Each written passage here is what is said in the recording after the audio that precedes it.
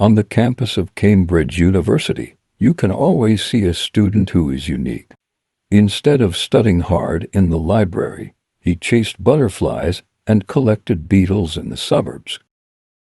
This young man who was scolded by his father as idle was Charles Darwin, who later overturned human cognition. His story tells us that real scientific discoveries often stem from the purest love and curiosity for nature. Darwin was born in 1809 to an extremely wealthy family. His father was a successful doctor with a considerable annual income at the time, and his mother came from an aristocratic family with many business elites, artists, and scientists in the family. At least 10 relatives were members of the Royal Society. This family background prevented him from worrying about trivial matters in life, but it also caused him to lack a clear academic direction in his early days. He was first sent to the University of Edinburgh to study medicine, but the horror of anatomy courses prevented him from completing his studies.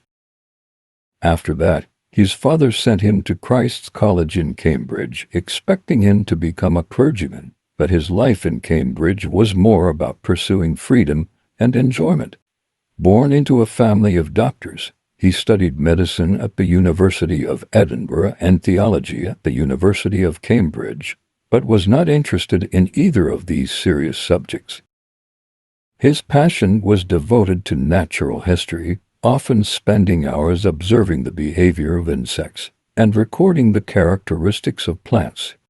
This kind of not doing business properly behavior seemed simply deviant at the time. While at Cambridge, Darwin met Henslow, a professor of botany. The mentor discovered Darwin's talent and recommended him to participate in the Beagle's circumnavigation of the world. This voyage completely changed Darwin's life trajectory and the entire course of scientific history. In 1831, Darwin got an excellent opportunity that changed the course of his life to participate in the British Navy's Beagle circumnavigation as a naturalist.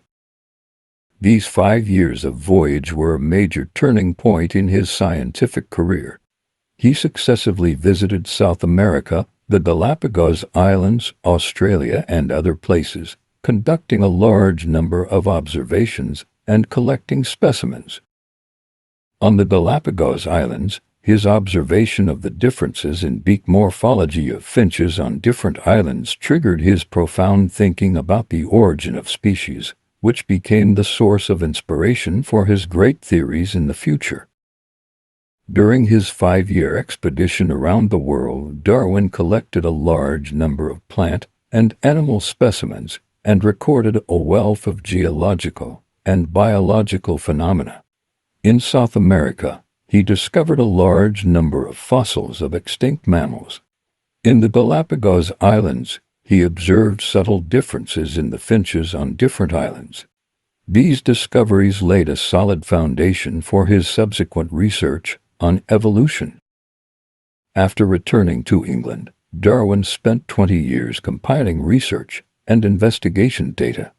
In 1859, the publication of On the Origin of Species caused an uproar in the scientific and religious circles.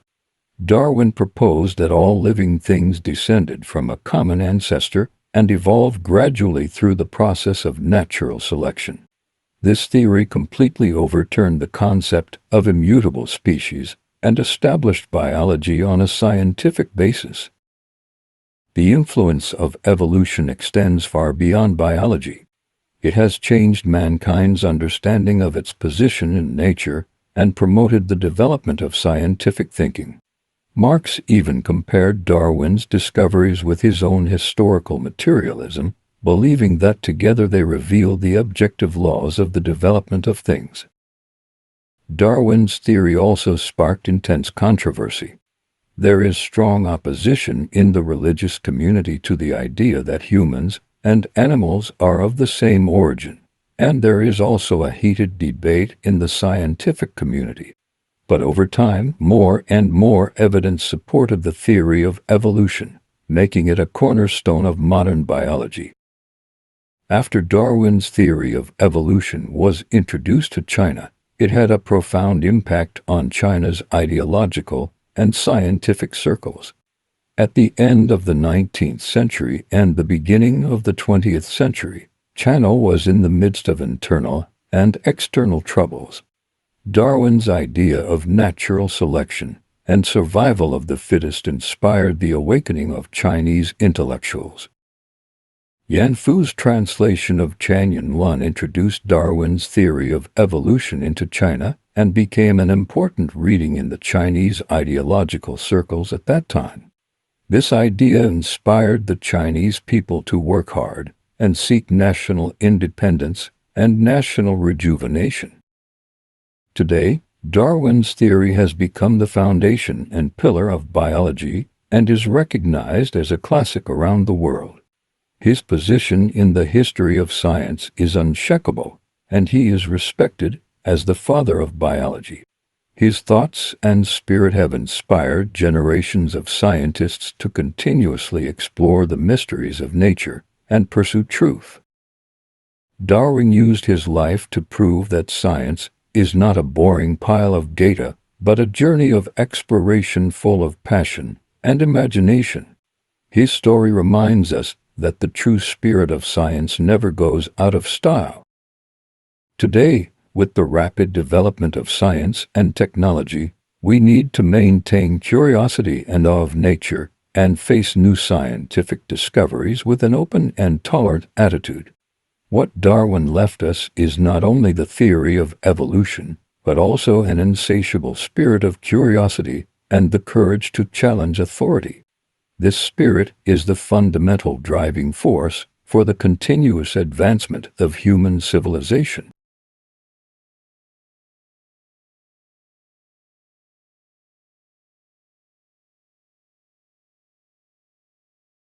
Natural selection, survival of the fittest. I always strive to be free-thinking. Ignorance is more likely to breed confidence than knowledge. The shortening of life is proportional to the wastage of thought. Don't lament the pain of life. Lamenting is a weak person. Only by obeying nature can we defeat nature. I must admit that luck likes to look after the brave. Those who dare to waste an hour have not discovered the value of life. A broad thirst for knowledge can make a person a systematic naturalist. Survival of the fittest, the essence is not to adapt to the moment, but to advance with the times. I never considered half an hour to be my insignificant, small period of time. Science is the arrangement of facts in order to draw general laws or conclusions from them. Those who dare to waste an hour of their lives have not yet discovered the value of life. The species that survive are not the strongest and smartest, but the ones that are most adaptable to change. Irritability is part of human nature. Losing your temper is tantamount to taking a step backwards on the ladder of progress of human civilization. Every new group discovered is mathematical in form, for we could have no other guidance. When it comes to things like fame, honor, happiness, and wealth, they are all dust if compared with friendship. The most advanced stage of human moral culture is when we realize that we should use reason to control our thoughts. Variation is one of the basic characteristics of life. Natural selection is the primary mechanism of evolution. Each species has its own unique origin.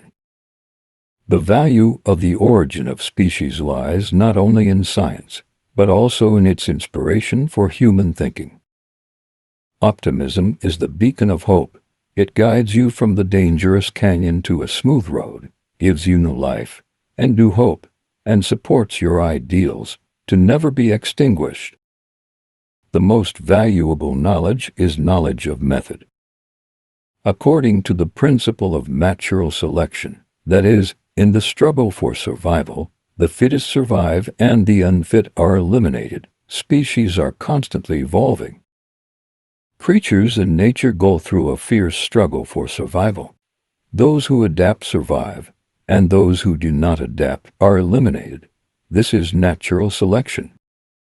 In the fierce competition for survival, the adaptable ones gradually wrest the living space from the unadapted ones. Limited resources force all life into a battlefield of survival competition. Only species favored by nature can survive and begin the origin of species under the law of natural selection. In the jungle, the ones that survive in the end are often not the tallest and strongest, but the species that can respond fastest to changes. In nature, overbreeding inevitably leads to a struggle for survival, no matter what the species. The main reasons why I can become a scientist are love for science, infinite patience in thinking about problems, diligence in observing and collecting facts, a creativity and rich common sense. Natural selection is ongoing, working through the tiniest, almost imperceptible steps. The species that survive is not the strongest, nor the smartest, but the most adaptable to change. All physical and spiritual endowments will be perfected through evolution. Civilization is slavery.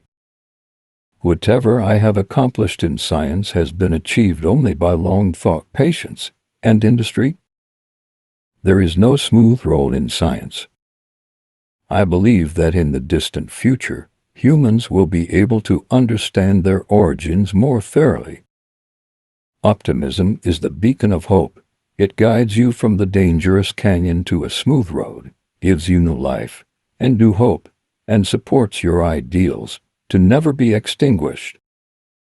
Not to adapt to the moment, but to win with the times. The highest stage of human moral culture is when we realize that we should use reason to control thoughts. All living things are trying their best to increase their numbers, and one possible explanation is that those species that didn't do so became extinct. The color of the animal depends on the specific properties of the food and sunlight, while the thickness of the fur may depend on the climate. Limited resources force all life into a battlefield of survival competition. Only species favored by nature can survive and begin the origin of species under the law of natural selection. When humans began to use tools and use them to create things that were not originally found in nature, I saw a shadow of God in humans.